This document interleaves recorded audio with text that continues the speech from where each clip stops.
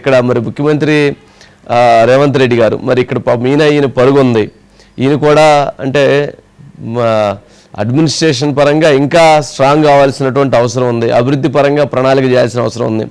రాజకీయంగా యుద్ధం చేస్తున్నాడు, రాజకీయంగా ఫైట్ చేస్తున్నాడు. బీఆర్ఎస్ పార్టీని అంత తేలిక కాదు వాళ్ళని లాక్ చేయటం అంటే, లేదా వాళ్ళని కట్టడి చేయటం అని అంటే. బీఆర్ఎస్ పార్టీ గ్రౌండ్ చాలా స్ట్రాంగ్ ఉంటుంది.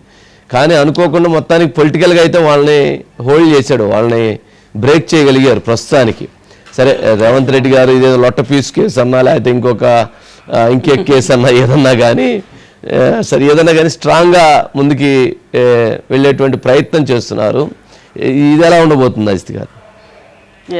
వంశీ గారు, అంటే ఇక్కడికి మనకి ప్రధానమైన తేడా ఒకటి, చంద్రబాబు నాయుడు గారు సంకీర్ణ ప్రభుత్వం అయినప్పటికీ కూడా ఏమంటారు వాళ్ళ మధ్యలో కెమిస్ట్రీ అనేది చంద్రబాబు నాయుడు గారు ఏమనుకుంటున్నారు, పవన్ కళ్యాణ్ గారు కూడా అదే అనుకుంటున్నారు. మొత్తం కూడా అంటే ఒక కెమిస్ట్రీ, ప్రజలు మమ్మల్ని గెలిపించారు కాబట్టి అందరు కలిసి కూడా ప్రజలు ఏమనుకుంటున్నారో అదే మేము చెయ్యాలి.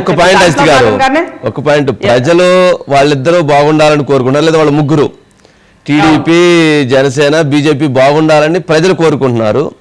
వీళ్ళ ముగ్గురు కూడా మేము బాగుండాలి, ప్రజలు కూడా బాగుండాలని వీళ్ళ ముగ్గురు కూడా కోరుకుంటున్నారు. కానీ వైసీపీ మాత్రం కొన్ని శక్తులు మాత్రం వీళ్ళ ముగ్గురు ఎప్పుడు విడిపోతారా అని ఎదురు చూస్తున్నట్లున్నారు. అవును, కింద స్థాయిలో శతవిధాల ప్రయత్నం చేస్తున్నా అధిష్టానం దశలో ఉన్న ఒక అండర్స్టాండింగ్ అనేది వంశీ గారు. ఇక్కడ పవన్ కళ్యాణ్ గారి గురించి కూడా ఒక చిన్న విషయం వంశీ గారు. జనరల్ గా ఓట్లు వేసిన ప్రజలకి జవాబుదారీగా ఈ రోజు ఆయన ప్రోగ్రెస్ రిపోర్ట్ ఇచ్చారు వంశీ గారు. ఎస్, నన్ను మీరు గెలిపించారు కదా కాబట్టి అంటే ప్రజలని పైన పెట్టి ఆయన ప్రజలకి జవాబుదారీగా ఈ రోజు ఇచ్చిన ప్రోగ్రెస్ రిపోర్ట్ మాత్రం ఒక మంచి సంస్కృతి అని అనుకోవచ్చు వంశీ గారు.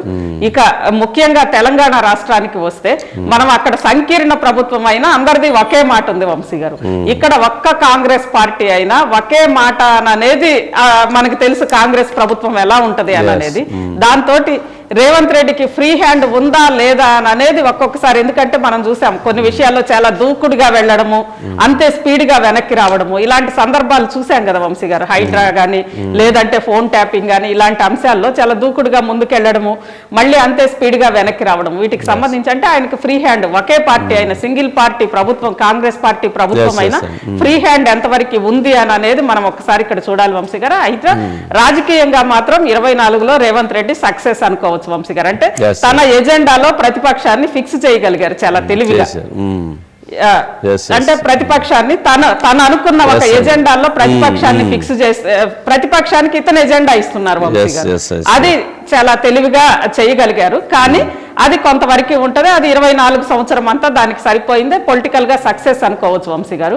కానీ పరిపాలన ఎలా ఉంది కింద స్థాయి వరకు అని అనేది ఈసారి 25 అనేది రేవంత్ రెడ్డి గారికి లిట్మస్ టెస్ట్ వంశీ గారు. ఇది అటు ఈవెన్ కూటమికి ఇది ఒక పరీక్ష 25 అని అనేది. ఎందుకంటే ఇప్పుడే అక్కడ మొత్తం కూడా హనీమూన్ అని చెప్పి అక్కడ జనం ఒక రకంగా ఉన్నారు, సరే వాళ్ళు చేస్తున్నారు.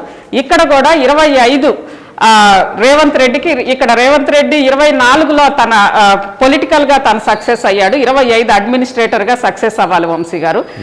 అక్కడ 24లో అడ్మినిస్ట్రేటర్ గా సక్సెస్ అవుతున్నారు. కానీ 25 వాళ్ళు పొలిటికల్ గా కొన్ని ఛాలెంజెస్ వస్తాయి వంశీ గారు, మనం అవుదన్నా కాదన్నా వాటిని ఎలా ఎదురుతారు అనేది అక్కడ చూడాలి వంశీ గారు.